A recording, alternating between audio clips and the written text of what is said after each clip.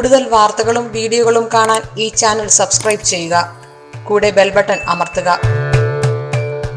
എൻ്റെ ശ്രോതാക്കൾക്ക് വിനീതമായ നമസ്കാരം.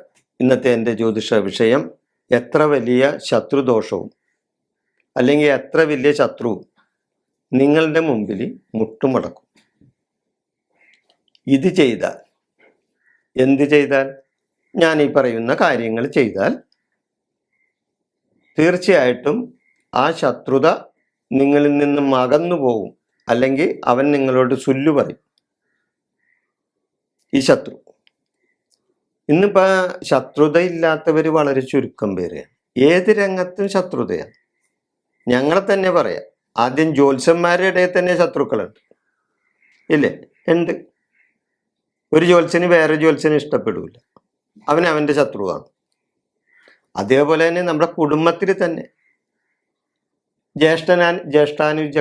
അനുജന്മാർ തമ്മിൽ ശത്രുക്കളുണ്ട്, ഇല്ലേ? അയൽവാസികൾ തമ്മിൽ ശത്രുതയാണ്. അതേപോലെ തന്നെ ബന്ധുക്കൾ തമ്മിൽ ശത്രുത വരും. അങ്ങനെ മുടി പാദം വരെയും ശത്രുക്കളാണ് ഇന്നെല്ലായിടത്തും.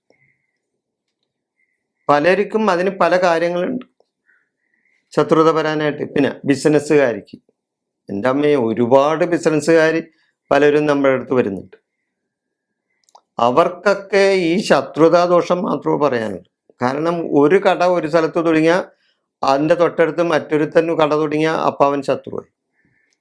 അങ്ങനെ ശത്രുതാദോഷം കൊണ്ട് പൊറുതിമുട്ടനാണ് പലരും.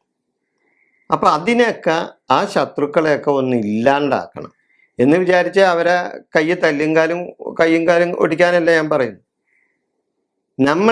ഞാൻ ഈ പറയുന്ന കാര്യങ്ങൾ ചെയ്താൽ അവർക്ക് ആ ശത്രുതാദോഷത്തിൽ നിന്നും ഒരു പരിഹാരം കിട്ടും. ഈ ശത്രു നിങ്ങളുടെ മുമ്പിൽ മുട്ടുമടക്കും. എന്താണ് പരിഹാരം? ഭദ്രകാളി ക്ഷേത്രത്തിൽ കാളി സൂക്ത പുഷ്പാഞ്ജലി നടത്തണം. ഭദ്രകാളി ക്ഷേത്രത്തിൽ കാളി സൂക്ത പുഷ്പാഞ്ജലി അത് എത്ര ദിവസം? 12 വെള്ളിയാഴ്ച നടത്തണം. 12 വെള്ളിയാഴ്ച ഭദ്രകാളി ക്ഷേത്രത്തിൽ കാളി സൂക്ത പുഷ്പാഞ്ജലി നടത്താം. അതേപോലെ തന്നെ ഭദ്രകാളി ക്ഷേത്രത്തിൽ ശത്രു സംഹാര ഗുരുതി പുഷ്പാഞ്ജലി നടത്തണം. ശത്രു സംഹാര ഗുരുതി പുഷ്പാഞ്ജലി അത് നടത്താം. പിന്നെ നല്ല കടുത്ത ദോഷമാണ് നിങ്ങൾക്ക് തോന്നുന്നുണ്ട് എങ്കിൽ നരസിംഹമൂർത്തിക്ക് ശത്രുദോഷ പരിഹാരം മന്ത്രാർച്ചന ചെയ്താൽ ശത്രുത മാറും. നരസിംഹമൂർത്തിക്ക് ശത്രുദോഷ പരിഹാര മന്ത്രാർച്ചന ചെയ്യണം. ഇനി അതിലും കൂടുതൽ കടുത്തത വരികയാണെങ്കിൽ നരസിംഹമൂർത്തിക്ക് ഒരു ഹോമം നടത്തണം.